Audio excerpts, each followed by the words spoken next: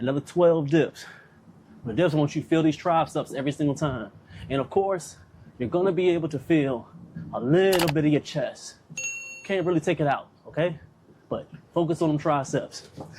Since I'm gonna focus that minor muscle on them triceps, because when you get a good tricep, you wanna get that U at the bottom. You ever see somebody's arm, like a good bicep, but then it's like cut off right here and it's flat? When you work more on your triceps, you create a thicker arm. So you come over and flex all this portion right here. It's all tricep. And you can still get the biceps. So don't always worry about curling. It's cute. It's wonderful after a while, but you gotta be able to hit different components in different movements, kickbacks, overhead extensions, dips, heavy dips, to be able to grow that thickness on that tricep. Get that good horseshoe in the back. Man, there's a lot we can learn on here. We gotta get the chin ups the same way. So about 1 inch apart from the pinkies right here. And then we're gonna go ahead and get it. The main component I'm really worrying about when I'm doing the chin ups is going all the way down. Not necessarily always caring about going all the way up. Is that big stretch at the bottom, because I want to be able to create more of a peak on my bicep when it comes to the chin ups. That's the main reason why we are doing chin ups. And the way I program my physique goals is creating a peak. So we're worrying about strength, of course, because we want to live long and look good. Before we go ahead and run again, one of my shout out to the Calisthenics Workout Complex, the mob. Kyle says, how many times a week do I work out? A minimal of 4. I work out a minimal of 4 days a week. So it all depends on the program that I'm on. I have different programs. I have straight calisthenics, I have calisthenics and weights.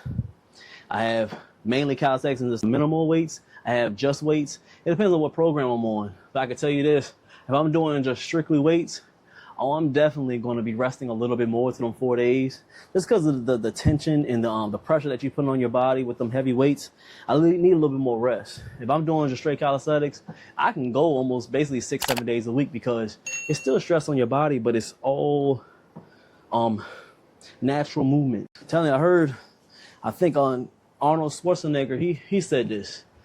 He said the dip is nothing but the upper body squat. I believe that. I mean, everything works in it. Everything. Because you can live and die by the push-up, but you put it in perspective, when you're doing a push-up, half of your body, excuse me, guys, half of your body is linear. So what is it doing is your feet on the ground, so it's taking the weight off. So if you weigh 150, 200 pounds, you're not really pushing up 200 pounds. But primarily, if you're doing a dip, if you weigh 150 or 200 pounds, I guarantee you're pushing up at least 90% of your body. It's in the air. So of course, it's gonna be more beneficial for you to do a dip over a push-up any day. Any day. Any day. And some people will cry when doing calisthenics. Man, before I had the money to even get something like this, even though shout out to them, I got this for free. In that contradicting, but I had this for free. Shout out to them. The link is in the in the description. Yo, wonderful equipment right here. Shout out to y'all. Appreciate y'all. I ain't gotta say the name. You just go ahead and click the link, because different bylaws when it comes to these platforms. But before I even had this, I would take 2 chairs in my apartment. I put them together, pull my knees up a little bit, and I would dip. Boom.